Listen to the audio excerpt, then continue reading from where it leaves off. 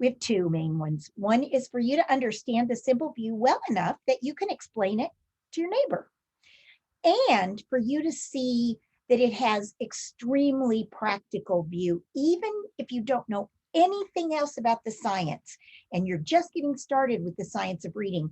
The simple view can be relevant to how you think about teaching reading, and especially how you think about teaching struggling readers. Yes. Can I add anything else? Okay, so you're going to do this because you do this better than I do.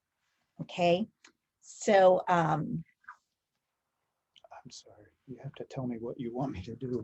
I don't recognize. You have a pen or pencil or paper to write on. Okay. Okay, well, we'll figure out why, because I've forgotten what we had that in there for. Okay. Pulled up some slides. If we talk about the SBR, or if the SBR is in this presentation, it just means simple view of reading. And you'll see that a lot. This, oh, I know why, because we're going to have them write the simple view of reading. Okay. We kind of forgot why we had to have you have a pencil, but now we remember. Okay. We're going to start out with, this is Velatino, and he's a great reading researcher. And he looked at reading, he and all his friends, they must have been really bored because they gave a whole bunch of questions, a whole bunch of normalized tests and normed tests. And they were looking to find out, what are the various components that go into achieving reading comprehension? You can see that right here. So they found all these different things that go into reading comprehension, and they did correlations, and they said, well, they did these arrows to show how they're related to one another. So for example, we have this little box that says semantic knowledge. That's, semantics is a fancy word for vocabulary.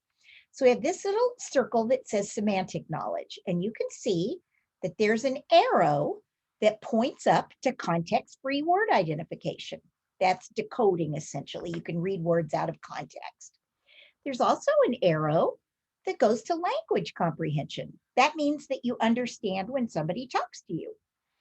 Now, so that means if you have semantic knowledge, it affects your language comprehension. If you have good vocabulary, semantic knowledge, it affects your context-free word identification. But look at this. We have an arrow here that says phonological coding. And this arrow just goes to semantic knowledge. So phonological coding will affect semantic knowledge. And look at this, we look at visual analysis. Visual analysis affects semantic decoding, but semantic decoding doesn't necessarily, the arrow doesn't go the other way.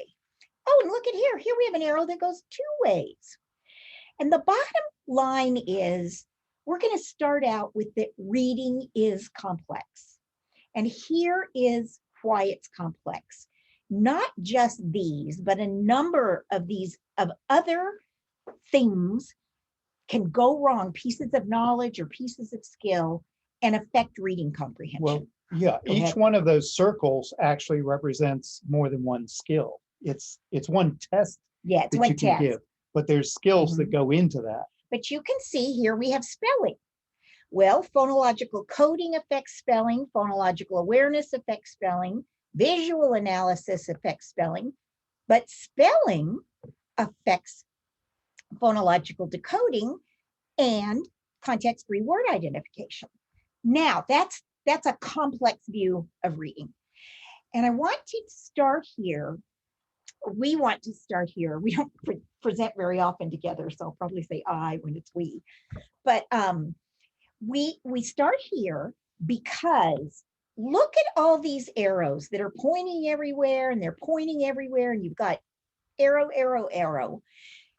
And we have, the goal is to reach reading comprehension. So that's what we're trying to find out. What skills do you have to have reading comprehension?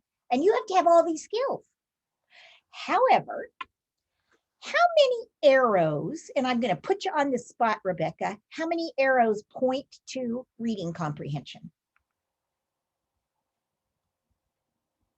How many arrows point directly to reading comprehension? 2. 2 arrows. only 2 arrows point directly to reading comprehension. One is, that's the goal. One is language comprehension, which means, do I understand if I talk to you or even if I read it? I mean, just do I understand the language? Hear it. If you hear it, yes, if you hear it. And the second is context-free word identification. And that's an assessment that you do when you have children read words not in text so that they can't guess what the word is. So what we've got is we've got this whole thing, and all these things are involved in reading comprehension, but none of these points directly to reading comprehension. They either point to context-free word identification or they point to language comprehension. So how many, I'm going to go back to, go ahead. Okay, how many, Rebecca, how many, okay, so we have all these arrows and they don't point to reading comprehension. So Rebecca, what do they point to? You can unmute. Language comprehension and context-free word identification. So what this study about how complex reading is tells us there are really only 2 things that can go wrong, directly wrong, with reading comprehension, and that 2 things are directly required, either context-free word identification or language comprehension, and some of the arrows point to both, so it could be both. But we can literally take any reading problem and either classify it as a word identification or a decoding problem or a language problem. Now, this study was done in, oh shoot, now I can't remember. 2007. This study was done 20 years after the Simple View of Reading study. So now we want to define the terms. Do you mind doing this? Okay. So Linda's already mentioned them, but we don't like to assume anything. So language comprehension. What we mean by language comprehension, you can read from the slide what the researchers, Goff and Tunmer, how they defined it, but we put it simply, because that's our job. It is the ability to understand language when spoken. So if you can hear language and understand it, you've got language comprehension. So that's our first term. And language comprehension includes all kinds of things. It's a huge domain. I call these 2 things that we're going to talk about, the what we're going to call decoding and what we call language comprehension. I call them domains because there's so much that goes underneath of them, but we can think of them as big items, and that's what the simple view will do. So we have, if you're going to understand a spoken language, you have to have the vocabulary knowledge. You have to know what the meanings of the words are, and tied directly to that is your world knowledge, because those go hand in hand. You can't know about the world without knowing and learning words, and vice versa. You have to know how the language functions, how the structures work in the language, the syntax of the language, how words in connection affect each other and change meaning. You have to be able to think with language, and we call that verbal reasoning. It's your ability to think with language, to use language to express yourself, to understand other people's expression of language with language. And interestingly enough, story structure, genre, and things like that we think of as reading comprehension skills are actually language comprehension skills. Because even if you can't read, if I read to you, you can learn about story structure. You can learn about all the features of different genres, the kind of language that exists in each of those types of writing. And we can tell stories and listen to stories and know all about character and setting and conflict and resolution and all of that good stuff. And then, of course, the higher order reasoning skills, what some people call the HOTS, the ability to think at different levels with language, and there's other skills. So language is a huge term. It covers so much, and we'll talk about this later, but language is not finite. Language comprehension. You guys, I hope, are building some language comprehension right now because you're learning about the simple view. So you are acquiring some language comprehension because you're getting some world knowledge. Maybe you'll get a little vocabulary, and you're just learning new concepts. All of that is language comprehension. So next term we have to talk about is the context-free word recognition, which we're going to call decoding going forward. The researchers called it context-free word recognition. That just means that you can read words out of context. You don't rely on meaning to turn the word into a spoken word in your head. So simply put, context-free word recognition or decoding is the ability to accurately and efficiently read familiar words. So those are words that you have had repeated exposures to in print, and they just seem to pop into your head. A lot of people would call them sight words. You might call them mental orthographic images if you want to get really technical. But those are the words like encyclopedia that you've seen plenty of times. You don't have to stop and think, oh, I got to sound this out. You see it and you think it. Then there are some words that you may not have seen before, but you have phonics skills that you're able to look at the letters and get a reasonable pronunciation of that word from the print, from the letters. And you can do that whether the word's in context or out of context. Go ahead. Okay. So here's an example that, but funnily enough, both Linda and I experienced this in our lifetimes. We both came across this word in print and had not heard it before. And so it looks like it should be epitome. And that's the way I read it for years. I didn't know what it meant the first time I came across it, but I got an inkling from whatever it was that I was reading it. And I came across it again and again and gradually built a pretty good idea of what it meant. And then one day I heard somebody talk about somebody being the epitome of something. And I went, epitome? Oh my gosh, I've been reading this word wrong in my head for years. And here's the difference. And so I suddenly decided, because I hadn't bothered to look it up, I was the epitome of stupidity. This is how different Michael and I are. Michael, of course, goes, oh my gosh, I was wrong. And I heard someone, I was an English teacher, and I heard someone reading this. Can't believe I'd never heard epitome before, but I lived in Oklahoma, so please forgive me. They don't use that word a lot in Oklahoma.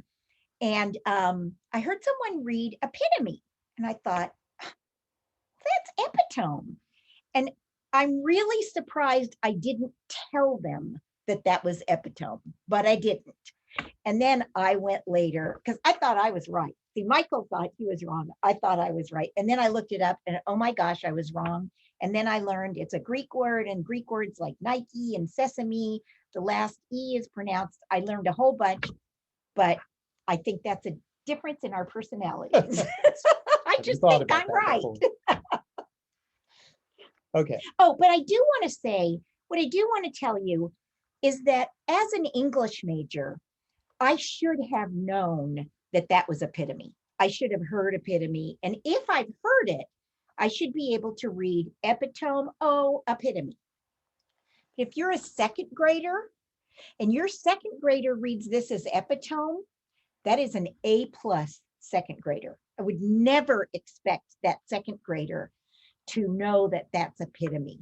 I could tell the second grader that, but the point is. So we would say, you decoded that accurately.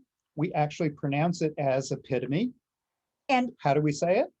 And the student would say epitome, look at it and read it. And then now they have it. I've actually had reading experts.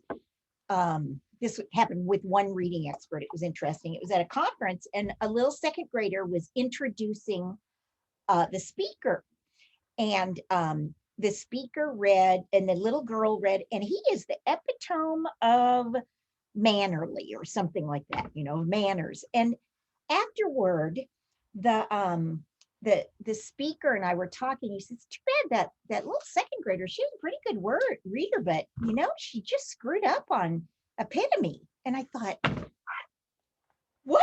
She's a second grader. She got epitome. That's as good as I would expect. Obviously, no one had rehearsed with her. But anyhow, what we want you guys to understand is that decoding does not necessarily mean that you don't have to understand a word, know You what it don't have to means to know the be able to meaning. decode it. You can use the letters to get a reasonable Yeah. pronunciation if it's unfamiliar, Mhm. or the pronunciation if it is familiar.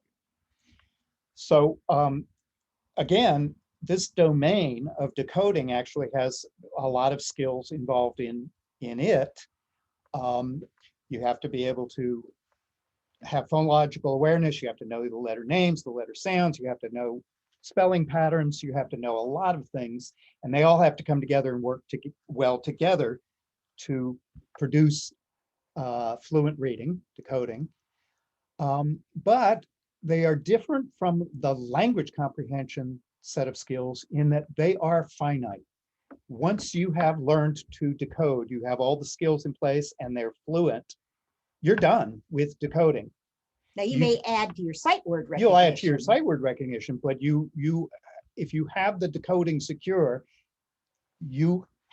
it's there. The wiring is there. It doesn't change. Whereas the language comprehension, we're constantly adding new shades of meaning to words, new concepts related to words, different ways of using the language. I mean, there's so much, and it just keeps growing, hopefully. And given that this is the Reading League and a sophisticated audience, I do want to mention sight words. We have in the past had sight words and high frequency words as synonyms, meaning they meant the same thing. And now that the science of reading is really being accepted, all of us, including me, need to work hard to call high frequency words high frequency words. Sight words are words that we can read on sight without having to sound them out. And you and I have at least 10,000 sight words, if not 50,000 sight words, words that we just read without thinking about it. If I come to a new word, especially when I'm reading science research, reading research, I may come to eleemosynary, which means philanthropic. I may come to what's Electromagnetoencephalography. Yeah, I may come That's to all that. one word. I have to sound that out, but and eventually that becomes a sight word once I see it. Eventually, eleemosynary now is a sight word for me, but boy, it wasn't the first couple of times I read it.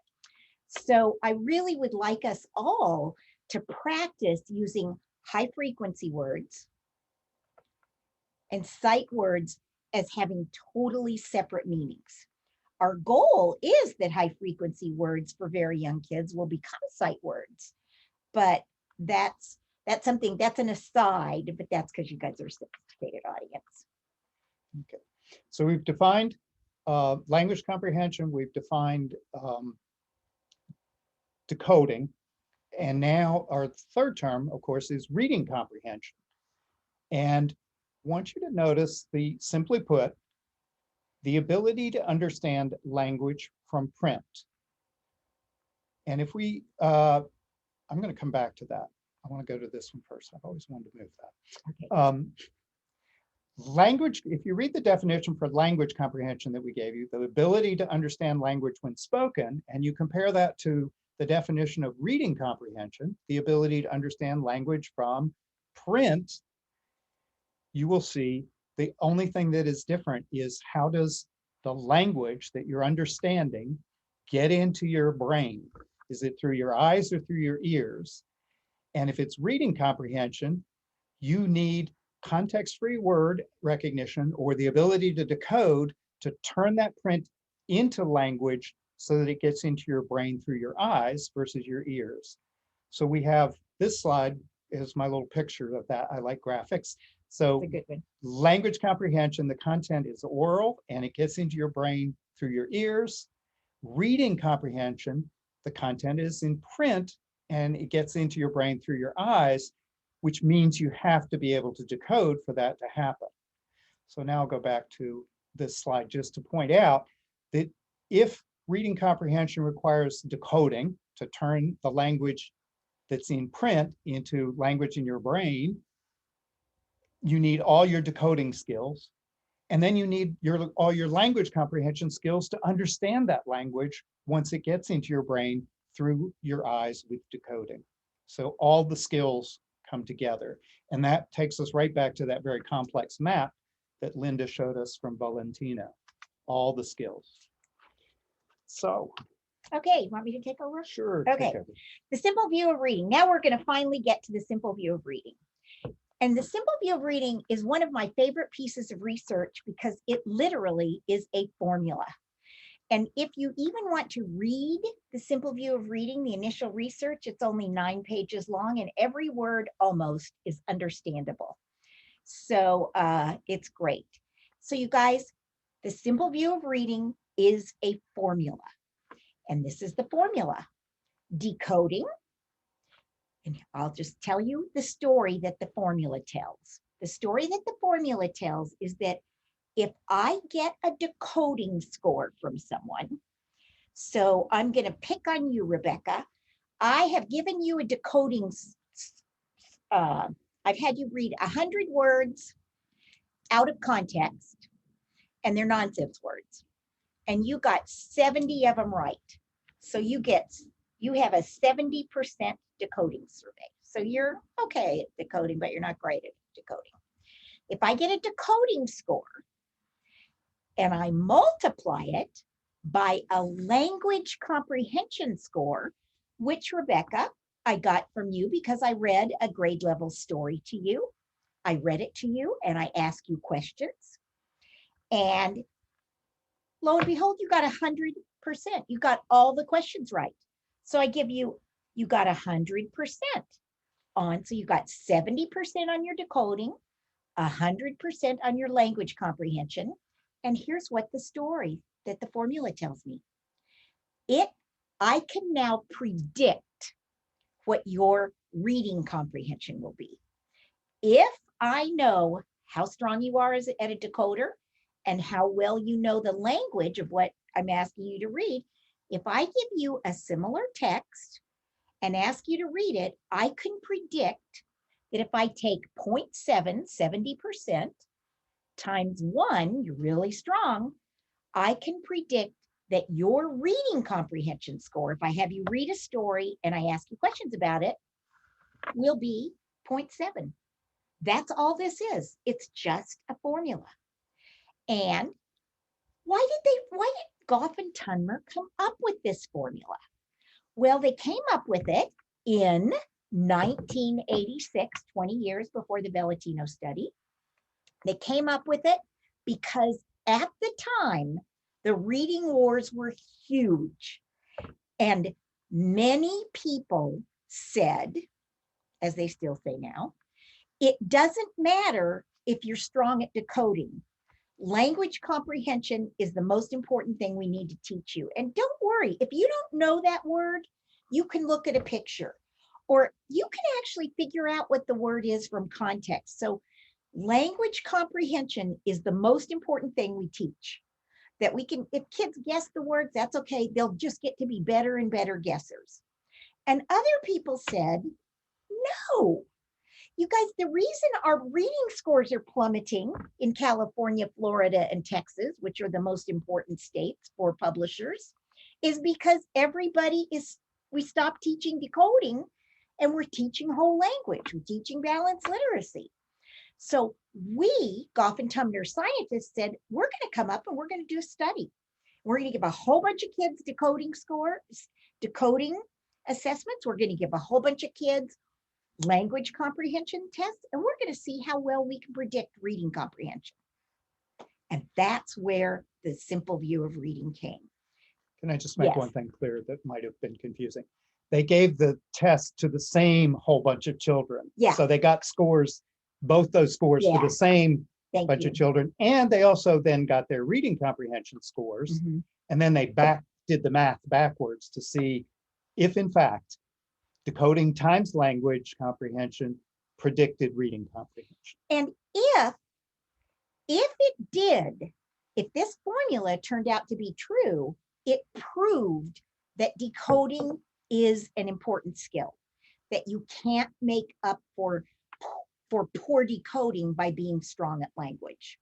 And today, if you're at the Reading League, you don't need the simple view of reading. You already know that. But you guys know teachers who are still teaching kids to guess based on looking at the picture or thinking about what word should be there that starts with that letter. And that's what Goff and Tunmer in 1986 proved. That kind of instruction is wrong. We have to teach kids to be strong decoders, but phonics isn't enough. They have to be strong at phonics and they have to have world knowledge. They have to have language comprehension. They got to have them both. And that was the whole difference between whole language or balanced literacy.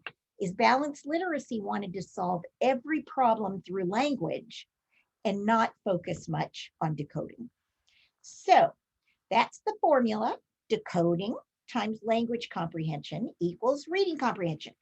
If I haven't bored you to death by now, could everyone please say this out loud? I'm going to point and I'll model. Decoding times language comprehension equals reading comprehension. Let's do it together. Decoding times language comprehension equals reading comprehension. Okay, so that is the simple view of reading. That's the formula. Goff and Tumner proposed it in 1986. In 1990, they published Goff and Hoover. Hoover and Goff, yeah. They published a huge study, 5-year longitudinal study that showed that this has very strong correlations. You guys, it's not perfect. There are some kids who you can't exactly predict it, but I think it's something like 19 out of 20 it works with. And this was between first grade and fourth grade. So now, we started out with the Valentino study. The Valentino study was in 2007. It is one of hundreds of other studies that have been done that prove that the simple view of reading works. The Valentino study showed, yep, it's either reading comprehend, everything is dependent on being strong at language and strong at decoding. That's what makes a strong reading comprehender. So your turn to write the simple view of reading comprehension. So we're going to give you about 10 seconds. Write it down.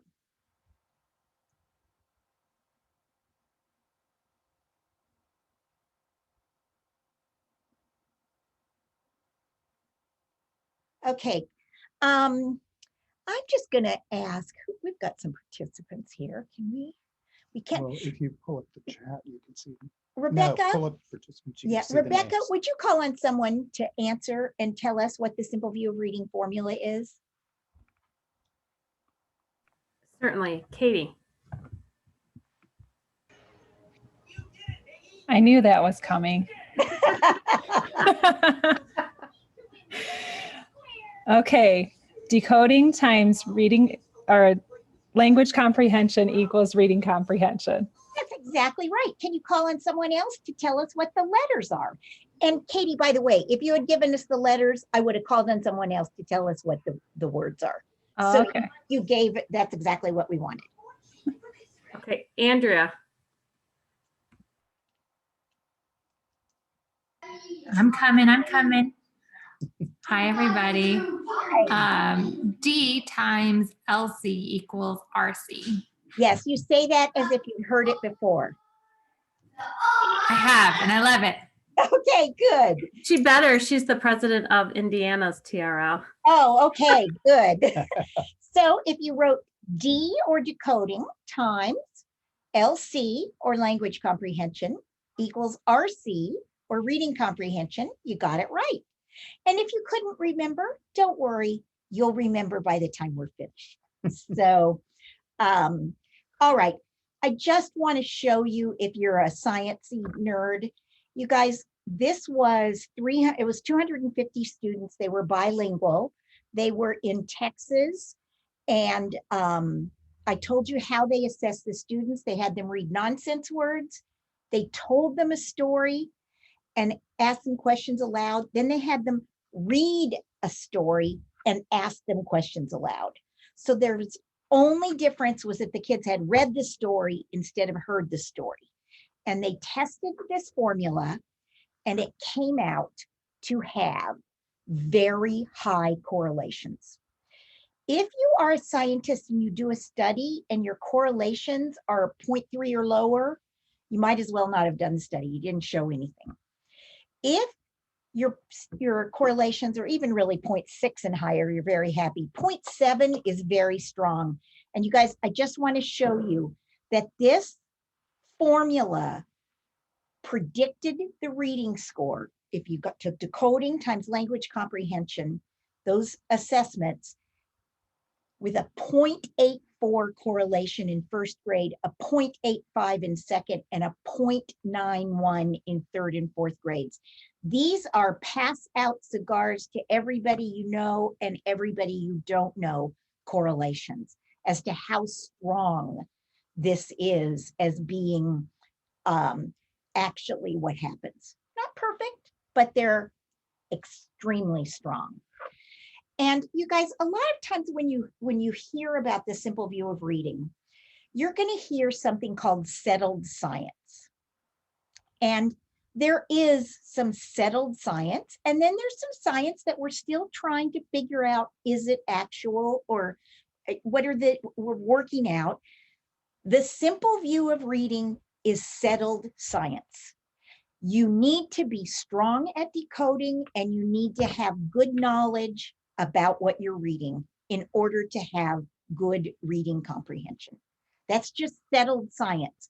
And anybody who wants to argue about it, I don't get in arguments with them anymore because it's not going to work. If they don't believe the simple view of reading, then it's a religion to them, not a science. And so there are things like we're trying to figure out how important is it to teach children early phonological skills. We know that phonemic awareness, settled science, phonemic awareness is absolutely, you have to have it. Michael and I would say that you also need to be able to blend and segment syllables and onset rhyme, and some people don't. So the science is still out on that, but what is settled is phonemic awareness is important. So why is it important? I already told you this. It's important because when balanced literacy / whole language people took over the reading world, they downplayed the importance of teaching strong decoding. They downplayed the importance of being a strong decoder. And that's why it's important, is that it showed that that's wrong. And the reason that I like, the analogy I like to make is that if we didn't have Galileo, we would still, somebody else would have come along. But essentially, if you just looked at what you think happens, you would think that the sun goes around the earth, because that's what it looks like. It looks like every morning the sun comes up and every morning the sun goes down. And if you haven't ever been able to get to the top of a mountain or in an airplane, you might even argue that the earth is flat, because that's what it looks like.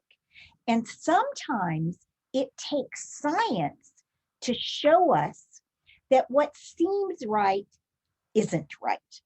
And that's why the science of reading is so important, is because we don't want to make assumptions that hurt our children, because it is a handicap to every child who can't read. They have a hidden handicap. I mean, it isn't, they don't limp, they don't have an eye patch, they aren't blind, but it is a handicap for living to not be able to read. So we need science to make sure that we are doing our education of children in how to read the right way. And there's science about comprehension instruction also. We are going to talk about decoding more here, because that's what Goff and Tumner were out to prove, is that decoding is important because that's what gets left out.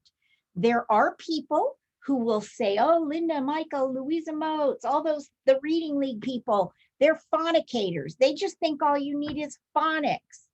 Wrong. Not one of us thinks that all you need is phonics.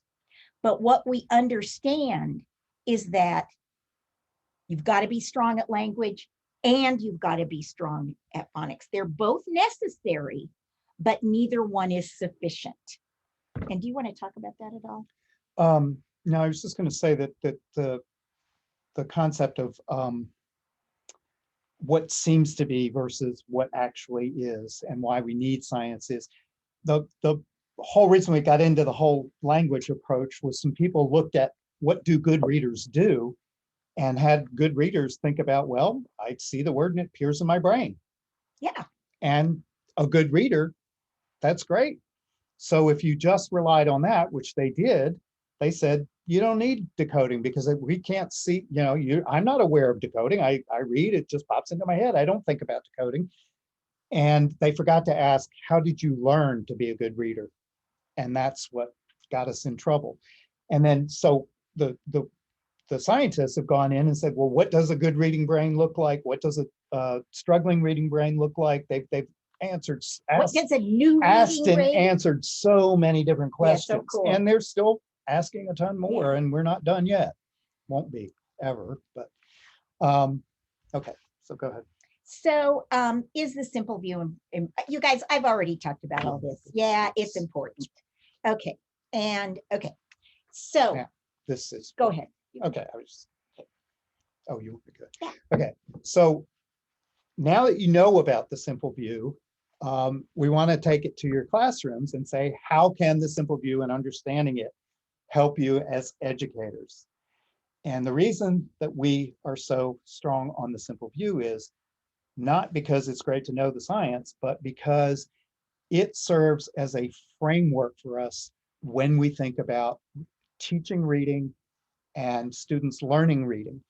And particularly we look at the whole world of teaching reading through the eyes of struggling readers. Neither of us were struggling readers, but everybody that we work with, that we teach, have been struggling readers. We started with adult non-readers and then went the backwards way all the way down to kindergarten and pre-K. So we want to prevent struggling readers, and the simple view helps us and has always helped us, once we knew what we were doing, to think about struggling readers. All right, so what's the essence of this, of the simple view? Okay, you guys, remember, we're trying to give you a train the trainer, in that we want you to be able to just go and be able to explain this. So we're going to get into some depth. So you have to be competent in 2 separate domains. That's something I learned. I didn't know you call them domains. I like it. I'm stealing it. Listen. Okay, so there are 4 basic precepts. Number 1, decoding and language comprehension have to be strong. Both of them have to be strong for reading comprehension to be strong. So if I look at Katie, and I've looked and I see that Katie is acing all of her 4th grade reading comprehension tests, I can make a pretty good assumption that she's strong at both decoding and language comprehension.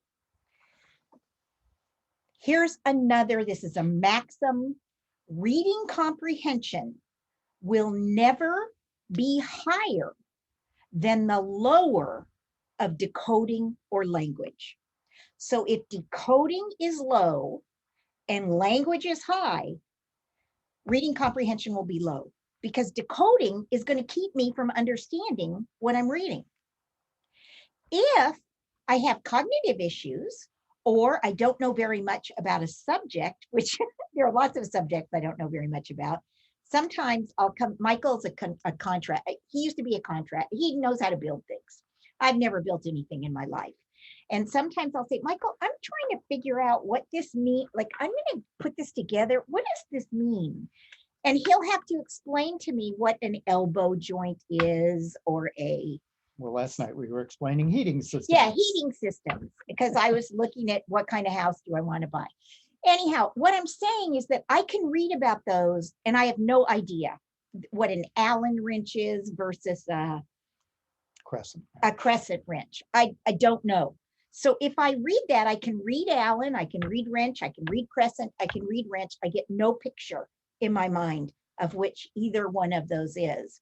And then I go and Michael would explain it to me, and then I would have a little more language comprehension. So then I'm low at language comprehension and high at decoding, but I would still have a low reading comprehension because I wouldn't understand the words, that I wouldn't be able to make mental pictures. If both decoding and language comprehension are not strong, they're lower than strong, then there is going to be an exaggerated effect, and reading comprehension will be lower than either of them. So that if I get a little second grader and he's a mediocre decoder, and he lives in Wyoming and he doesn't know anything about New York City and skyscrapers and stoops, and he has to read about what's going on in the middle of Manhattan, he's not only going to be a poor decoder, he's going to have poor language comprehension, and his reading comprehension will be lower than if I tested either one of those, because they blow up, they explode when they're both low. Okay. And you guys, I'm going to have you repeat this after me, and then I'm going to have you write it down. Reading comprehension is not an average of decoding and language comprehension. Let's read it together. Reading comprehension will not be an average of D and LC. Now I'm going to say this. I'm going to ask you guys to take 10 seconds and write down RC will not be an average of D and LC. So just write that down.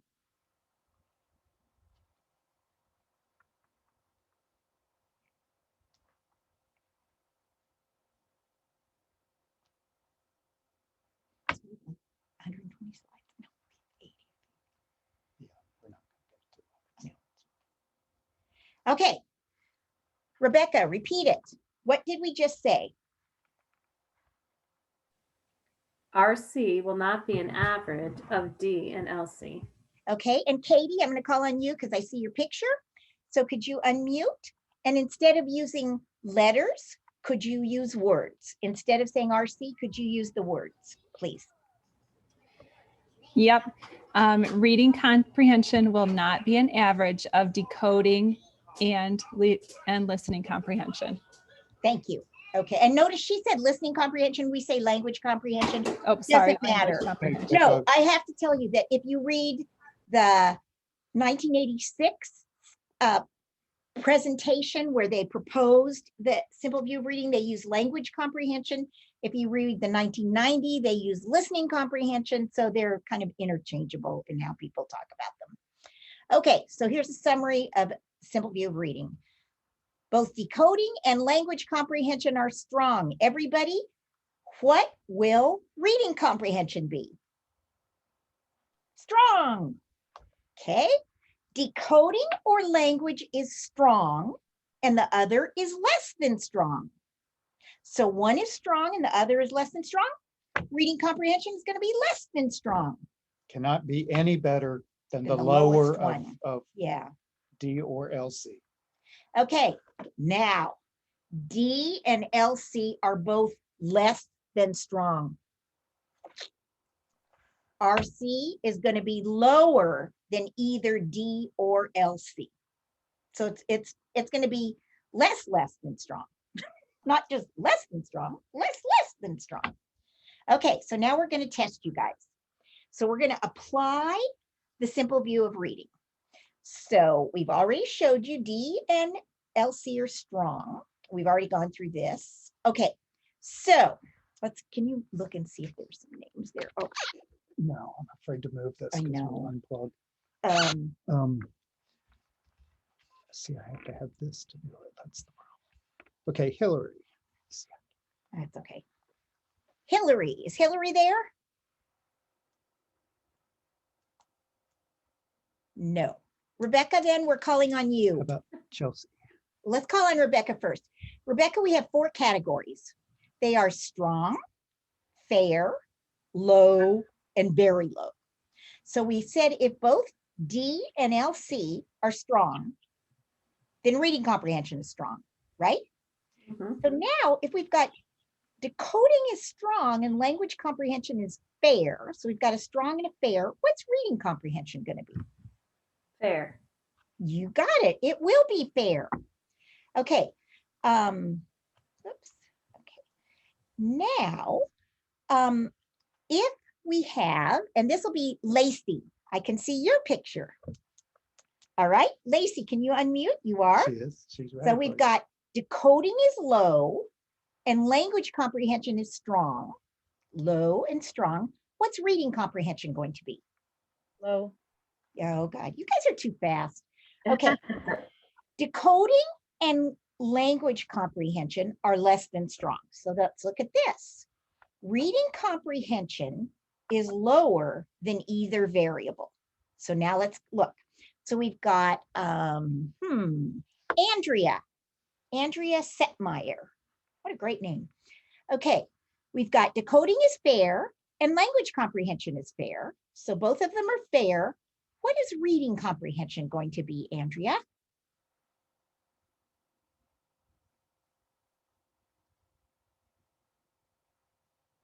She's being shy. Andrea, are you being shy? Rebecca, what's it going to be? Fair. Okay, now let's go here because it looks like it should be fair. It's the average. It should be fair. But Rebecca, watch this. If D and LC are both less than strong, then RC is going to be lower than either of them. So are these strong or less than strong? Less than strong. So what are they going to be? If they're both fair, what would we expect RC to be? Low. Yes, because what happens is I've got low decoding, I've got low You got language fair. comprehension. Oh, I've got fair decoding, fair language comprehension, and it kind of blows up and makes reading comprehension lower. Do you see how they?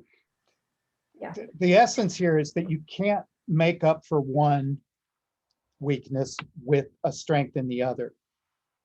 And then if both are weak, it's even weaker. It just goes down because they affect each other. They're not separable in that they come together for reading comprehension. They're taught separately at the beginning, but they come together and affect each other to produce reading comprehension. That's the whole And so point. if one is low, it'll pull the other one down. If both are low, the whole thing gets pulled down. So Rebecca, tell us you learned something. Well, I'm thinking when I present this, I do 0.5 times 0.5 equals 0.25. Exactly. You ever done There that? you go. Like with the line. Yes. Exactly. Yeah. Yes. Spacing here. Yeah. So, okay. So if we have decoding is low and language comprehension is very low. So we've got low and very low. You want to try it, Rebecca? Sure. It's got to be very, very low. Yes, that's had to make exactly up a new right. You have to category. get a new category because it has to be very, very low. That's exactly right. So remember, they can never be the average. It's never the average because you can't make up for one. If you're low, if Michael and I work in Africa, we can read the languages that we develop programs for, Wolof, Fulfulde, Hausa, because they're transparent orthographies. Every letter is always the same sound. And when they have a multi-syllable word, it's always stressed on the same syllable. I can read it and the people over there, they'll say, Linda, you sound like an American reading Hausa. What did it say? I don't know what one single word that I've read, and I can read a whole paragraph or a whole page and not get tired, and just because I can decode it. I have 100% decoding and 0% comprehension. So what, and 0% language comprehension, what's my reading comprehension? 0. It's 0, because if you ask me a question about it, I couldn't answer anything. So, okay, So if decoding strong times strong, you guys, write it down, write your answer down. Decoding is strong, language comprehension is strong. And Rebecca, I'm just going to ask you to call on people. Could you please do that? Sure. Chelsea? Chelsea?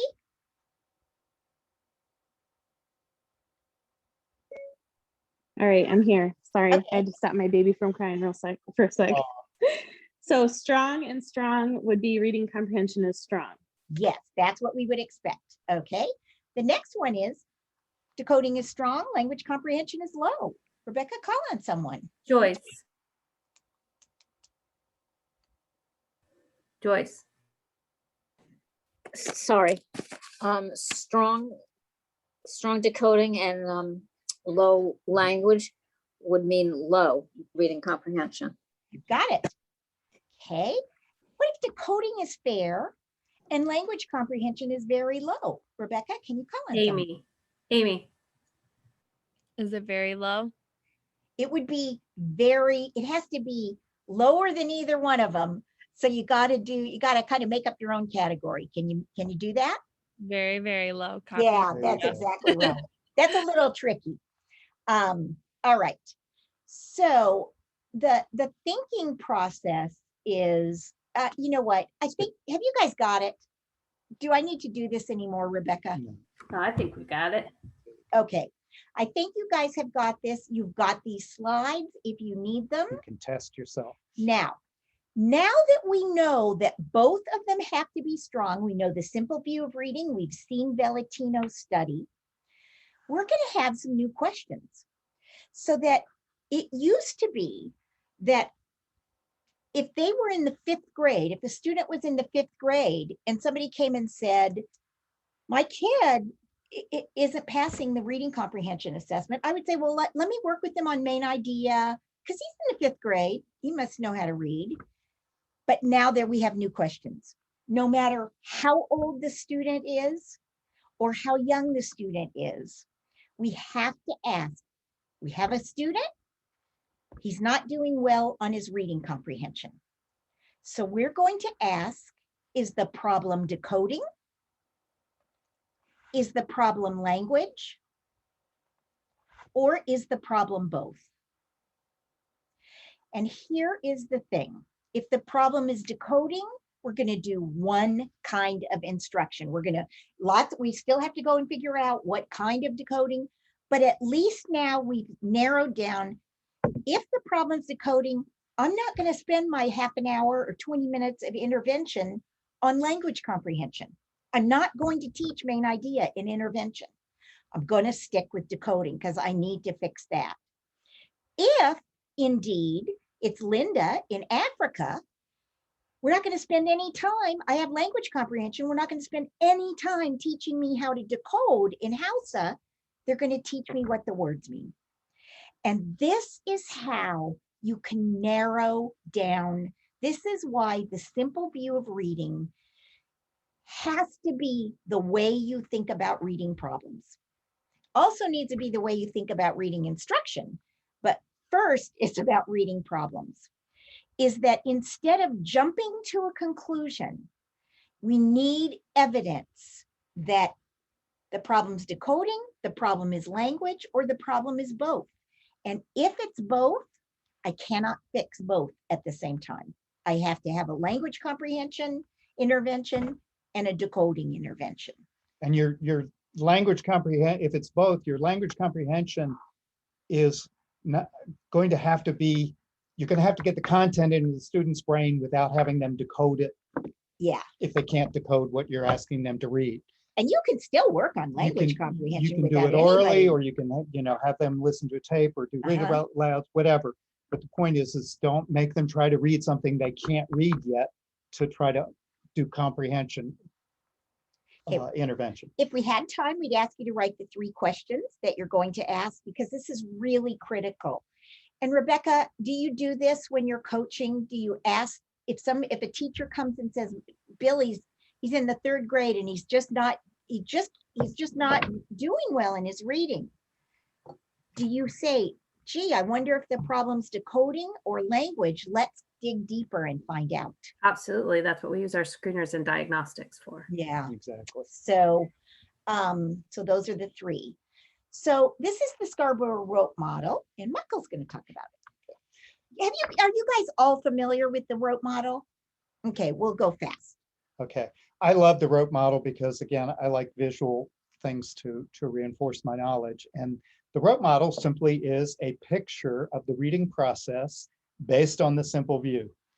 And with Hollis Scarborough's approval, I color coded it to have red match decoding and green match the LC, because those are the colors I had just arbitrarily chosen when I first put the slides together. So what the rope, excuse me, what the rope model is telling us is it is showing us the progression of developing reading over time. So in the early grades, what Hollis has represented are all the skills that we talked about under both decoding and language comprehension as individual strands of yarn that have to develop strength on their own and then weave together to become a strong rope out at the end here for fluent and easy reading comprehension.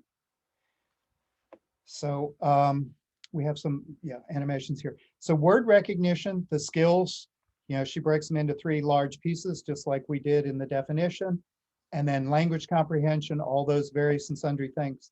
But the big takeaway from this is, to me, is what she is showing us is that when you've got a beginning reader or someone who is struggling at the beginning reading level, you have to work on the individual strands in isolation. You could be working on more than one at a time, but you work on them in isolation until they're strong enough to start working together. And in the big picture, the two domains of language comprehension and decoding develop separately at first. So language comprehension is going to have to be through the content getting in through the ear, because the eye isn't trained to turn print into language yet. So you're training the eye over here and practicing accuracy and learning to decode accurately. And that's all the brain capacity you have as you're learning this. It really isn't about trying to understand it. And then separately, you're going to use good, rich literature to orally develop language comprehension and all the skills that go with that until students can decode to a certain point strong enough to start doing some independent reading. They still have more to work on in decoding, and they still have more to work in language, but they are starting to be able, starting to be able to learn comprehension from decoding, and then they eventually get tightly woven together. And when I look at what am I looking for when I have a struggling reader, I'm looking for which one of these strands is broken. That's which one of these strands do I have to mend? Is or weak. which, It may not be yeah, broken, it just but may be it's- weak yeah. or underdeveloped. Yeah. So, all right. So how does your school identify and help struggling readers? We're skipping this. You're not going to talk about it because you're the reading league. If you use guided reading levels to place students in intervention, and I know that you're the reading league and nobody here would use a guided reading level unless you were forced to. But there are probably some of you who are in schools who still have to use guided reading levels to develop your guided reading, to get your develop guided the reading intervention. groups so that you can teach kids how to read best based on the pictures. Here's the problem. When you get a guided reading level, you've asked students to read non-decodable text until they can read it at a certain level. If you're asking someone to read fluently a non-decodable text, that is a proxy for comprehension.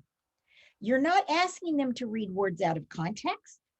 And so you're essentially placing them in a group that may, they may have a language comprehension problem, they may have a decoding problem. You don't know. The guided reading assessment does not tell you whether it's a language problem or a decoding problem. Or both. And you guys, even if you use Dibbles or Ames Web or some CBM curriculum-based measure, what you're doing is you're getting a screener when you do an oral reading fluency.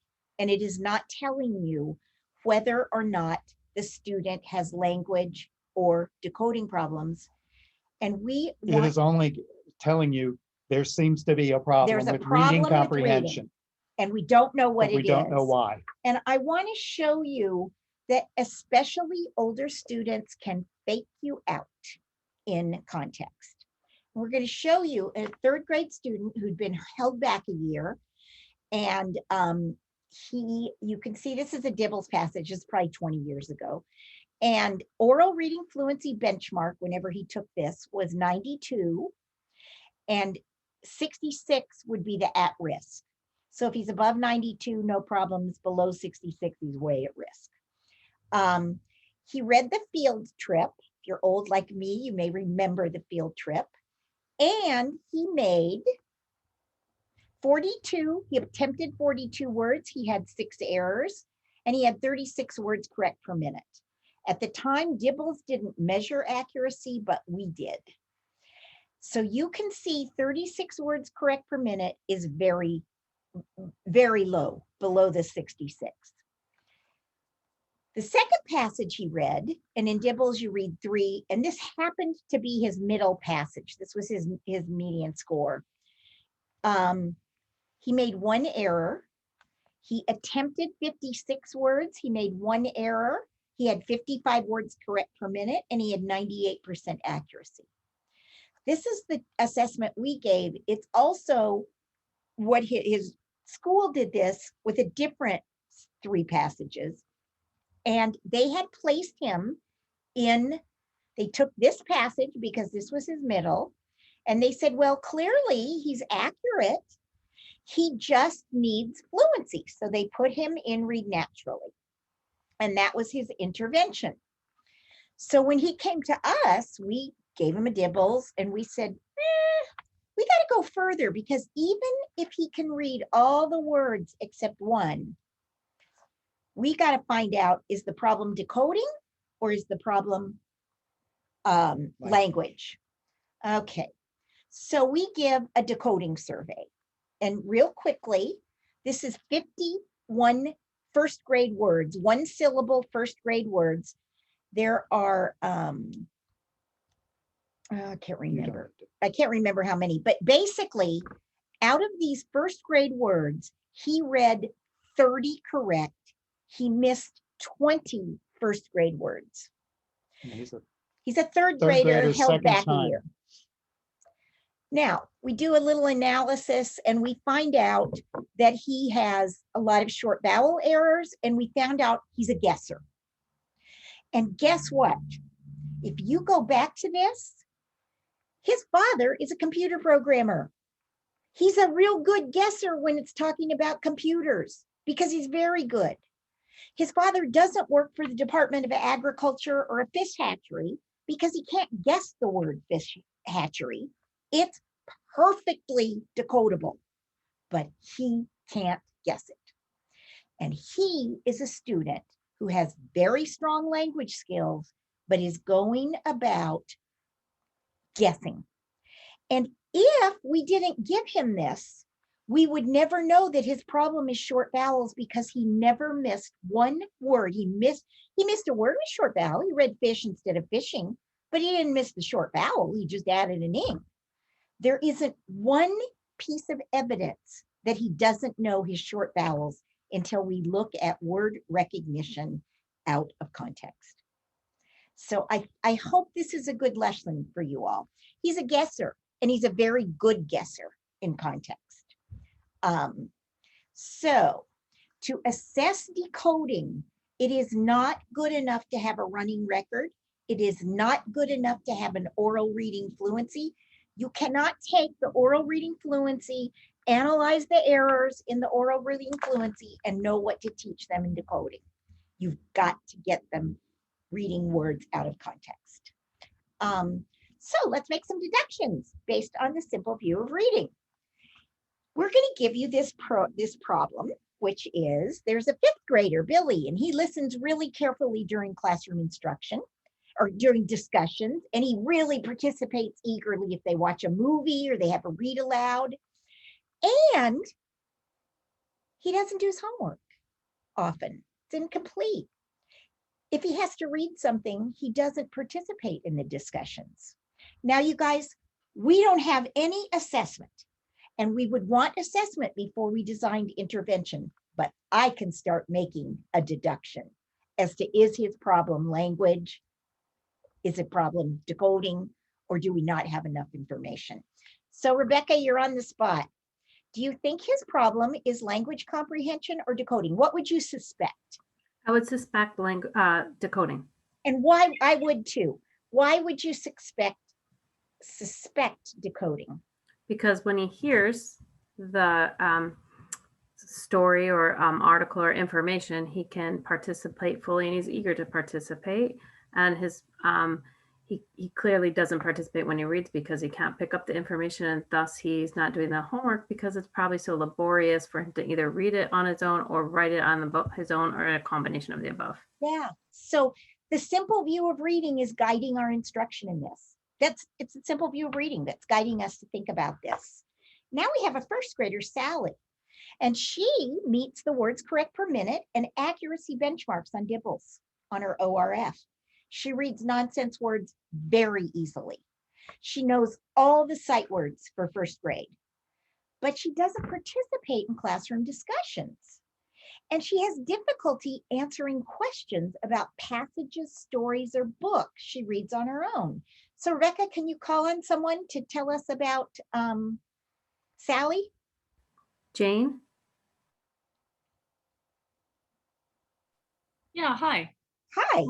All right, so I would say that it looks like decoding is strong, and her because of her participation in classroom discussions and difficulty answering questions, that language is probably low. So the weakness is in language comprehension. And now we might want to assess a little further. We might have enough information to know where we need to start, but at least we have narrowed down just based on behavior. So the next one is kindergartner Ramon. He's gregarious. He loves to talk during read alouds. He's a kindergartner. He can't read, but his memory for detail is strong, and he even answers basic inference questions well when we're talking about read alouds. He isn't really learning his letter names and sounds. In fact, he's having a lot of trouble, and he's only learned 2 sight words by December. What problem can we anticipate that Ramon will have when he begins learning to read? Do you think he would have a language comprehension, a decoding problem, or not enough? And can you call in someone? Carlton.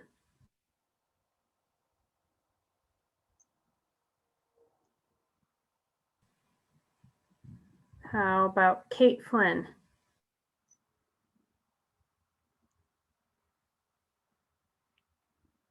It's okay to pass. How about Angela?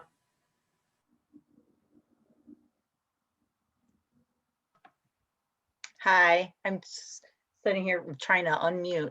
All right, I'm thinking his language is strong because he can answer inference questions and his memory for the detail is strong. So I don't know, I'm thinking decoding, but is there not enough information because he still is working on his letters and sounds? So did you ask for? I said, well, you know for what, the you're right. future? I don't know, but what would you Wait. anticipate in the future? We have to give Decoding. Yeah, probably Ramon is already, he's already exhibiting signs that he's going to need a lot more practice than other students, than the typically developing reader. So we can actually, even in kindergarten, start getting some hints about, whoa, I gotta spend more time teaching him the letters, the letter sounds. We don't have any information about his phonological awareness. So, And this is the last one, and I'm just going to tell you that we have a words correct per minute score on fluency. It's 70. And that we know what her guided reading level is at the beginning of second grade, and it's low. And I didn't. That is her guided reading level, and she's a third grader. She's a third grader. With Sorry. a second grade level, and she's 70. Oh, she's a second grader. Sorry. Third grader. She is a third Third grader. grader. And she's reading at second grade level, according to guided reading, and she's 70, which is below the benchmark of 92. So she's in the strategic range. And I'm just going to tell you guys, this isn't enough information. All we know is that she can't read in context at grade level. That's all we know. We need to go further to find out if she has a decoding or a language problem. And so that would be not enough information. So here's our review and conclusion. You want to do it, or you? Sure. Okay. So core instruction. When you're teaching decoding in the early grades, your emphasis is on accurate reading. It's not the time and place to teach vocabulary or comprehension, language comprehension skills. The goal is to get the wiring set for decoding accurately. And so most of the students' brains are going to be wrapped up when they're trying to decode. It's effortful. Don't tax them with comprehension questions. Save that for oral language development when you're not teaching decoding. So decoding is getting that basic skill of word recognition ironed out and strong so that they have the rest of their life to develop. Yeah, I'm gonna language comprehension. tweak that a little bit. You have decodable readers. It's okay to say, "Oh, what was the bunny's name?" Yeah, I say, It's not. but that's not your focus. Yeah, it's not your focus, and we don't want anyone to think, "Oh my, I can't." But you guys, we've gone in and watched teachers have the kids read the same decodable reader 5 days in a row and asks questions like, why is Mug the pug in the mud? Well, there's only one reason Mug, what did I say? The pug is in the mud. Mug the pug is in the mud because they're all short U's. That's the reason. There isn't a lot of complexity to these. People worry that students are, if we only focus on reading accurately and don't bring any comprehension into decoding, that the students are going to think that decoding has nothing to do with reading for meaning. There are very few students that don't understand, especially if you do read alouds, that reading is about getting meaning. But when you're doing a short part of your day on teaching decoding, keep it focused on decoding. Yeah. You've got the rest of the day to build world knowledge, vocabulary, content knowledge, all of that stuff. So in the early grades, rich oral language. It's also in the later grades, rich oral language, but they get rich written language in the later grades. They're not going to get they can't read rich. They don't have the decoding skills to read rich language. And so we want to make sure they do when they get to the older grades. And you guys, when you give intervention instruction, just make sure it focuses on whatever the weak part. Is it focusing on decoding? Is it focusing on language? And then, of course, you have to dig deeper to find out what part of each of those. And the other thing is if you have a student that has both, they're two different interventions. You can't work on decoding at the same time as you're working on language comprehension because it's too much to try to do at one time. That's so often the kids that end up in intervention is because the core tends to do both at the same time, and they get lost in that. When I'm in decoding, I'm asking them to focus on accuracy. When I'm in language comprehension, I'm asking them to think about what I'm either talking about or what they're reading. So they're almost contradictory. We had a little boy who was in the 7th grade and we worked with them and he was reading these silly things. And his aunt was worried because he'd been there like 5 times and they were these funny questions. And he has they were these funny sentences. And he has a great sense of humor, and he wasn't laughing at them. And I said to her, don't worry, he's putting all his effort into reading those words accurately. That's exactly where we want him. As soon as he starts reading the words more effortlessly, he'll start laughing. 2 lessons later, he said, who wrote these sentences? Because finally he was getting strong enough at his decoding that he just automatically thought about what he was reading. And that was a really good lesson for both of us. Yeah. So decoding intervention can be a lot of different levels, you guys, but it's decoding intervention. Language intervention can also be at a lot of different levels. Michael gives me language intervention every time I try to put something together. And I have to ask him what kind of wrench do I need, or what kind of screwdriver do I need?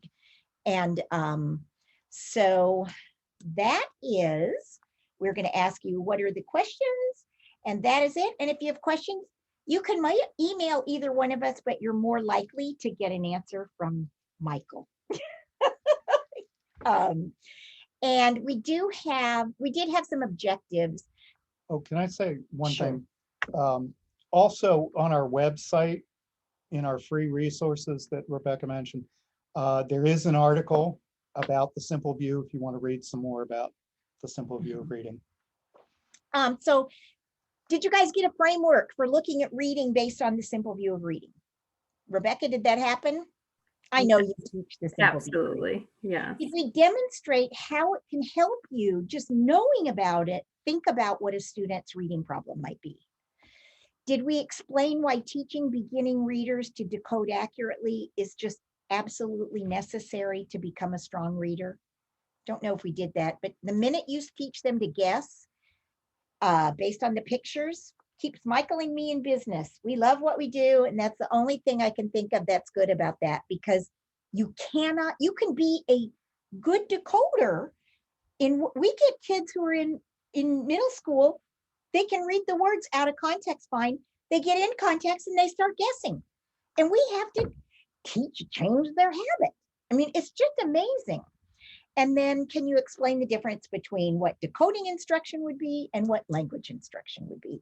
And we're here for questions. So I'm going to stop sharing. And anybody, and we can answer questions about anything. If you have a struggling reader, I mean, we might not have the answer, but we'll look it up if we don't have the answer. We did have 1 or 2 in the chat, but I'm going to be super selfish. I don't often do this, but this is one that's really getting me, because I'm talking to people across states and across my state. And I think I've come to some answers for myself experientially, but I want to ask you about this. So this is what I'm seeing a lot. So we get our teachers that are really shifting, and they're moving from, that speech to print and doing the graphing, foaming, mapping. We get some decoding going on. And the bridge to fluency at the word level and at the phrase level isn't there. That automaticity. And there's some instructional, I think, gapping and routines. So could you speak into that? Well, there are two things that I see happen, and Michael can address it differently if he sees it. But there are children who automatically, once they learn how to decode, automatically just read like they talk, once they learn. And then there are other children who read sound by sound, and they never leave the sound by sound. Mm-hmm. And those kids have a phonological, we have to work harder on their phonological. They just don't ever get to the self-teaching. If you have a word by word reader, there are 2 kinds of word by word readers. One is they're just still effortfully decoding, and they're keeping their mouth closed till they read that one. And that student needs a lot more practice decoding. That's just, they just are going to take more repetitions to get it. The other one, in fact, we just did a new video. You mentioned the Reading Rockets videos. A new one was just posted with Chloe, and I did some fluency work with her online. And she was reading word by word. And so I stopped her and I said, oh, you did this well, but could you just please read with some phrasing? And I talked about it. And she said, oh, my dad told me to read every word. And he told me to pause really long. And I mean, she went from 60 words a minute to 90 or 80 or it was quite amazing. So there are all kinds of reasons for that, Rebecca, but I think the ones you're worried about are the ones that David Kilpatrick talks about, who just don't automatically get to manipulating phonemes. And so you need to add that instruction to develop what he calls the phonemic proficiency, not just phonemic awareness, but to the next level to develop that proficiency where they can think about sound without any effort. Thanks for answering that. So in the chat, we had a couple questions. We had, one of them was, I would like to know, Joyce Ball asked, I would like to know if Michael and Linda think that ear reading and eye reading are equally valid ways to read. I don't know what ear reading is. Joyce, do you want to add to that? Are you still? Well, Is yes, that like one of those little things? it's audiobooks, listening to books. Oh, listen. Ah, Yeah. okay. That is strictly listening comprehension. And if you're asking for yourself and you already know how to decode, you're just getting information when you're not able to read, is the way I look at it. But if I have a fourth grader who's really struggling with decoding, then I've got to give them audiobooks to get them the information. Is that essentially what you're asking? Yes, I struggle with this because audiobooks are so popular, and some people will say, just give the kid an audiobook, and they call it ear reading versus eye reading, and I see them as two very different things. And just like you said, if the kid is struggling with decoding, they need to practice decoding, and you should not just give them that crutch to listen to books. I was going to say, it's interesting. it is a crutch if you're not going to fix decoding. Yeah, you got to fix decoding. The other thing that I find is that when kids are stronger decoders, you can read a lot faster than you can listen to something. And so strong readers tend to like to read better than they like. Now, if you're walking, then of course that's the only thing. You can't read your book and walk. But my guess is you rarely choose to listen to a book when you have the time to sit down and read it. Right, Because having the time is probably the operative word there. I think the other thing I would say is that you're a good decoder because you decode.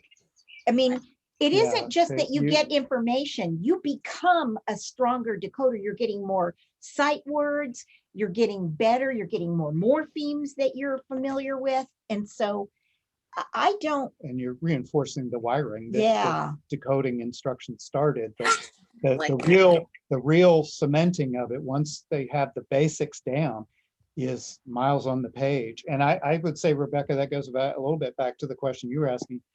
It's the practice piece. We lose so many kids that are, borderline because they just needed more practice at the beginning to get everything And we move solidified, them, and they get ahead moved too too fast. They move into too many new concepts before they have cemented the basics. I would like to, so Jane wants to add, I think it's Jane Ashby. I think you're one of our colleagues from CMU, correct, Jane? Yeah, that's right. Yeah. Jane Ashby, is this Jane Ashby of the reading of the eye studies? Yes. Oh my gosh. Jane, I adore you.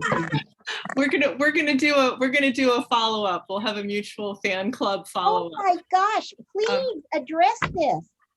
But I just wanted to say that I think it's so important for teachers to think down the road, that when you teach children to read, you're not teaching them to read for today or tomorrow. It's for their entire lives. And so I've worked with many dyslexic readers who, with ADA, got textbooks on tape when they're in college. Well, a book is a technology. It's very easy to find information within a book when it is visual. And when you are listening to audio tapes, it is really hard for students to process high-level information. And so it's so important to teach that process skill that really leads to independent learning over the lifespan. Thanks for listening. Thank you, Jane. Jane, I have to tell you something. You wrote an article and you presented at Letters when I was a national letters trainer 20 years ago, probably.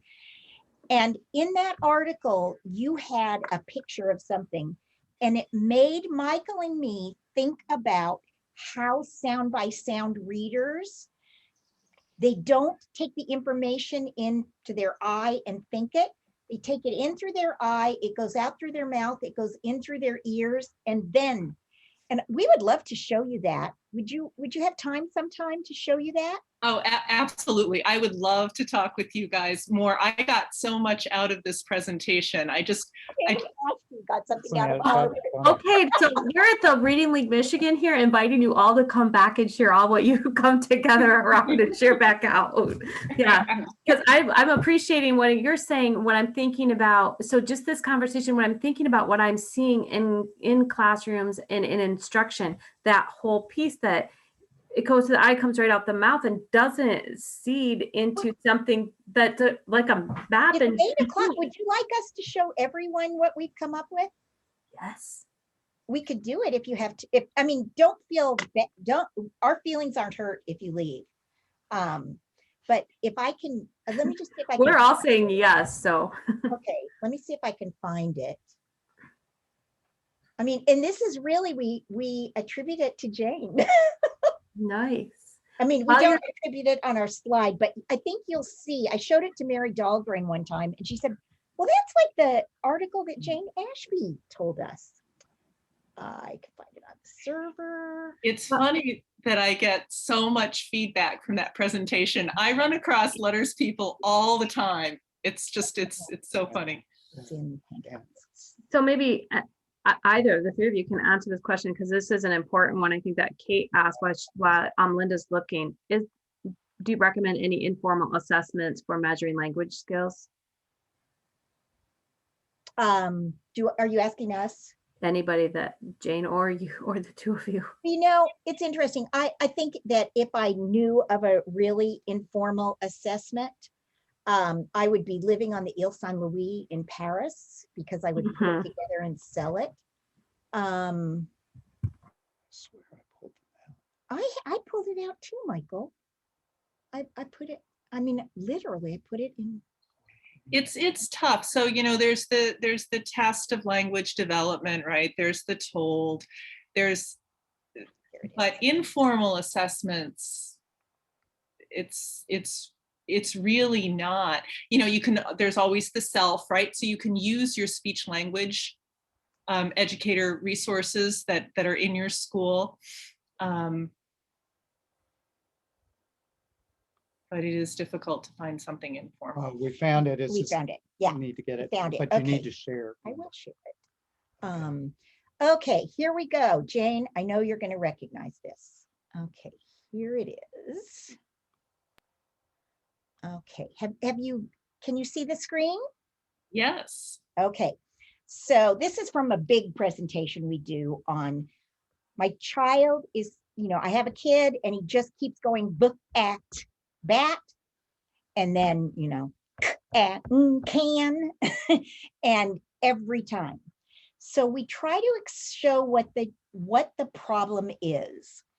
And this is what a normal reader does when they're silent reading. They see a word in text, it goes into their eye, they think it,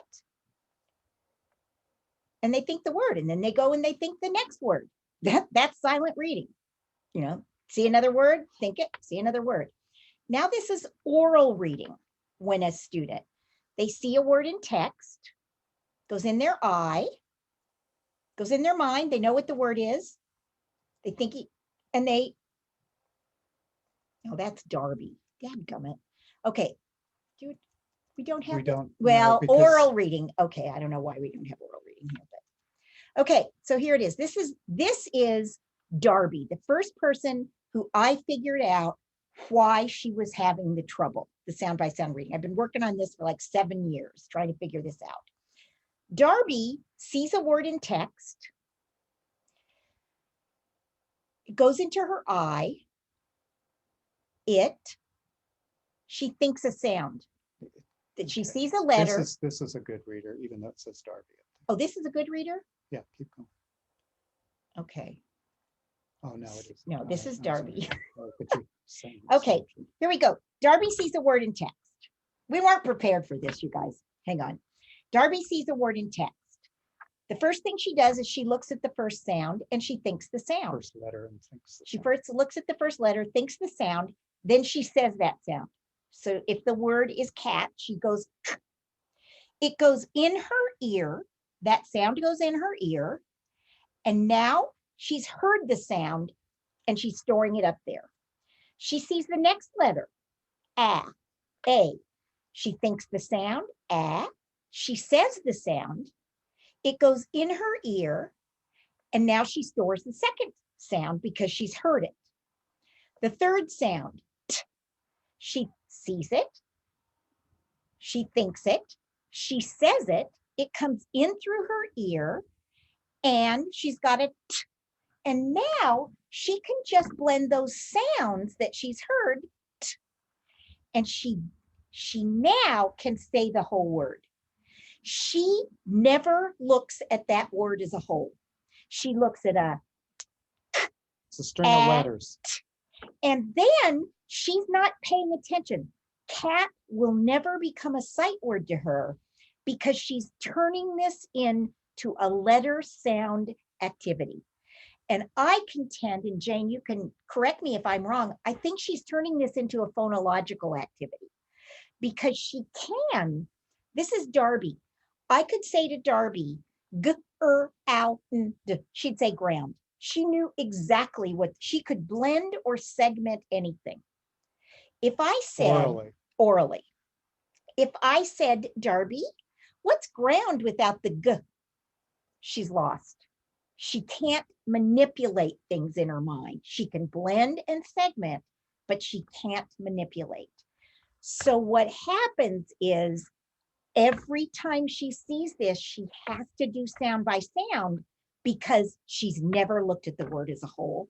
She's never thought the word as a whole while looking at the letters, yeah, so while looking at the word. Typically, the sound by sound kid will look away from the print as soon as they've got the three sounds stored. And then if they're just saying they're doing a blending task, but not with the print, they're doing it orally because they've learned that. And typically that was not easy for them to learn that. So what my job is, if I'm working with someone like that, is to get them not to have to go through their ear. Do you see that? I've got to cut out all this red stuff. And what I have to do is get them first to think the sound. So close your mouth. I want you to think, you look at it, you think each sound, and I say, don't look up. When you know what the word is, you look at the word and you read it. So that's my effort, is to get that out, get that sound part out. Close your mouth. And when I did this with Darby, she said, she could blend and segment anything, but I had her read words like red, cat, bum, hum, and hut. When I said, close your mouth and don't read sound by sound, and Darby was, by the way, in the 3rd or 4th grade. Now I can't remember. 5th grade. By the time she read, she was 5th grade, but when I first started working with her, she was 3rd or 4th. Okay, she told me, she said, Linda, it hurts. Now, I don't believe that it hurt, but I believe that it was so hard for her that it felt like it hurt. She just, literally, I had to go back to 2 sound words and have her think the sounds and then go to 3 sound words. And it's laborious because she's in the 3rd or 4th grade. She's in the habit of doing this. She went in 2 years, and I was working in Wyoming. I was only there maybe one time. I got to work with her about 3 days every 3 months. And she went from a 7 on a Dibbles at grade level to the next year a 49. And 49 was too low for whatever grade she was in. Who cares? I mean, but it was really, really a lot of work for me and for her teachers. So Jane, are you still there? I am. So Do you this know is where this came from? Do you know what we're talking about, Jane? The I- article? I don't, but I think it's super interesting that it fits right with what Kilpatrick has been saying, Yes. that you can't do the fast recognition until you have the phonemic proficiency. In And your head. And, Yes. and I'll just say one thing for teachers out there, just a little tip. Sometimes we have kids who learn exactly what we teach them and nothing more. And sometimes when they have a lot of decoding practice with word lists, they get into that habit. And so with the word list, it's so important. I don't know if you guys have video of me right now, but with those kids, I'll just say all together. Give me the word all together. I want it in one piece. So whatever work you need to do to sound it out is great. But before we move on to the next word, all the sounds together, because otherwise they do get stuck in this phase. And of course it's effortful for her because her phonological processing is still weak, right? We do the same thing. We don't do it quite as cleverly as you do, but we literally say, close your mouth until you're ready to read the word. Mm-hmm. Yeah. Because we're forcing them to think the sound. At the beginning, we allow them to touch each letter and think the sound. Yeah, we call it touch and think. Okay, good. Yeah, right. So yeah. instead of touch and say, which is what when we're first teaching them how to read, Yes. it's okay to touch and say. In fact, we want you to, because we want you to get the connection. Touch each letter, say the sound, now blend the word. Yep. But for the sound by sound kids, it's think and say. Yep. Think all the sounds. Yep. When you've got the word, and sometimes it's good 30 seconds. Yeah. Sometimes it's a while. Yeah. And you just let them, and because they've got to do it slowly before they can do it fast. I have a quick question. So I'm curious though, how it happens like with multisyllabic words. Like when my kids are making a mistake, I usually say sound it out so I can hear like what they're making a mistake on. So like if they are reading the word in their head, how do I know where they're making a mistake on those tougher words? It's a little bit, well, first of all, if they have a multisyllabic problem and they don't have a single syllable problem, then it's not in this realm exactly. So you can't know whether they're reading a multisyllabic word. Oh, okay. So even if it's like not even a multisyllabic word, I guess like just if they're making just a simple reading mistake, I guess, how do you know where they're making it if you're just saying to say it? Oh, that's different. That's error correction. Okay. So for error correction, you hear a student misread a word, but not sound by sound. What we're talking about is these kids can't read an unfamiliar word. And they just blurt out a random word that you're just like, you just sounded it out completely, and then they blurt out a random word. So sorry. Oh, wait a minute. You're talking about the book act fly. And there's like, what did you just do? Okay, this they're not ready for. Okay, just wanted to clarify. Sorry, I'm new to it. I just wanted to clarify. This is really actually a very good question, because it looks like they don't know the word. But if they go book, act, fly, they don't know how to blend the sounds. So I have to take those letters away from them. And because I have to take those letters away from them and teach them how to blend without letters. Once they can blend without letters, then if they know their letter sounds, then they start with b, at, bat. This Darby read every time she read sound by sound, she read exactly the right word. She just couldn't do it.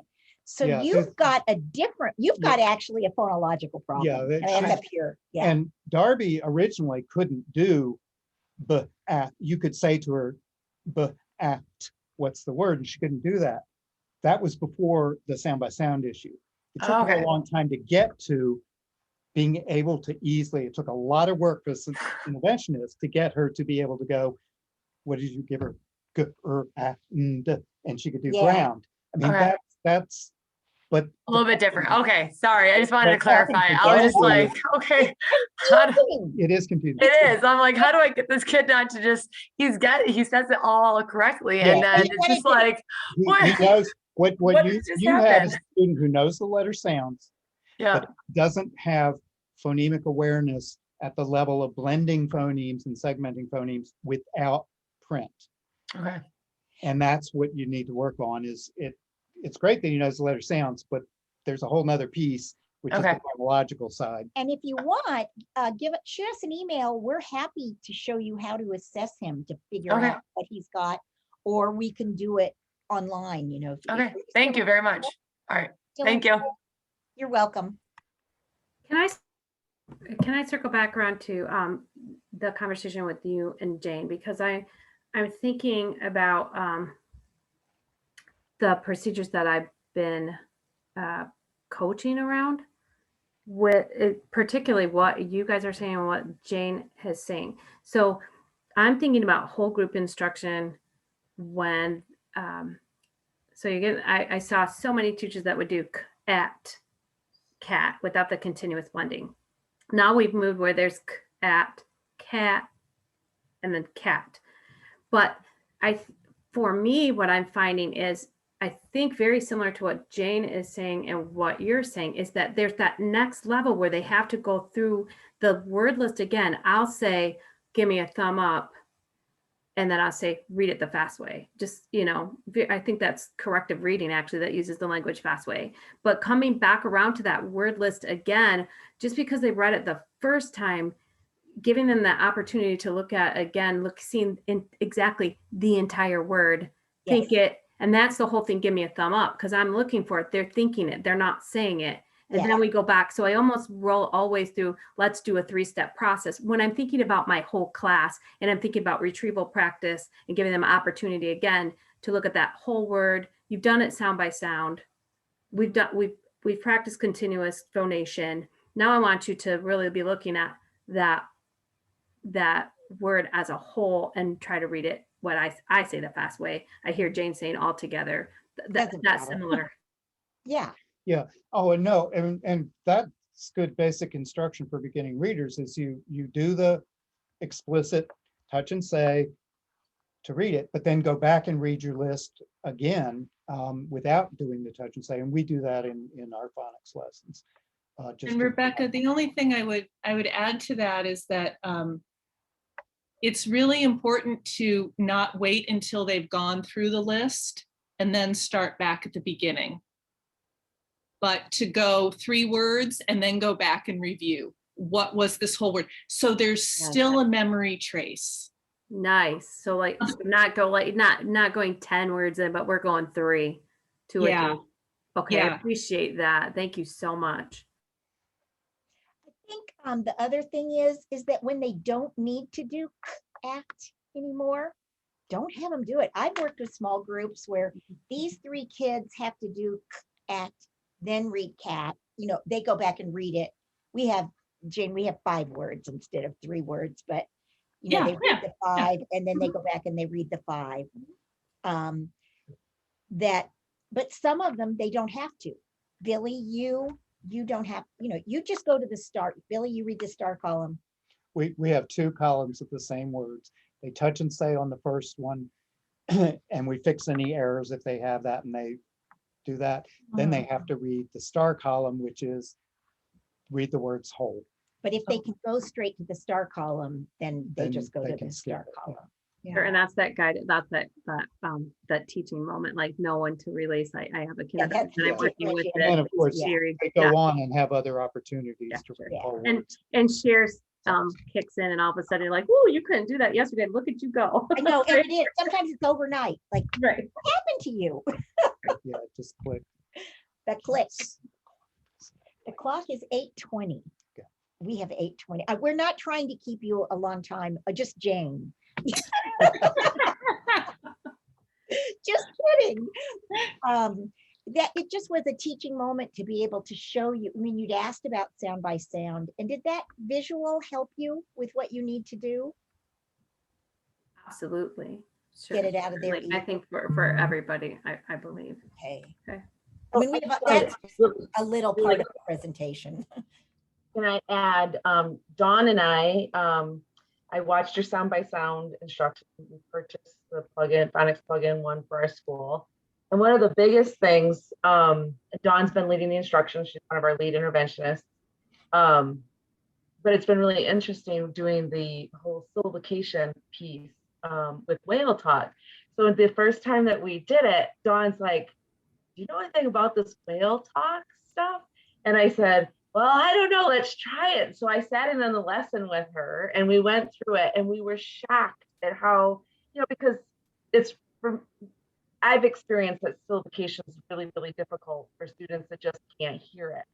But you can't really screw whale talk up at all. It was so awesome. Feel it. Yeah, so I really appreciate that. I just wanted to say thank you, and that it really is helping with that piece for sure. And the other pieces are going very well. So we find that it's also important for kids to understand the difference between sound and syllable. They get them mixed up. And if you do some syllable work and then some sound work and you make it real clear, I'm asking for the first syllable, first sound, they'll pretty soon just get to where, oh, you're asking the syllable.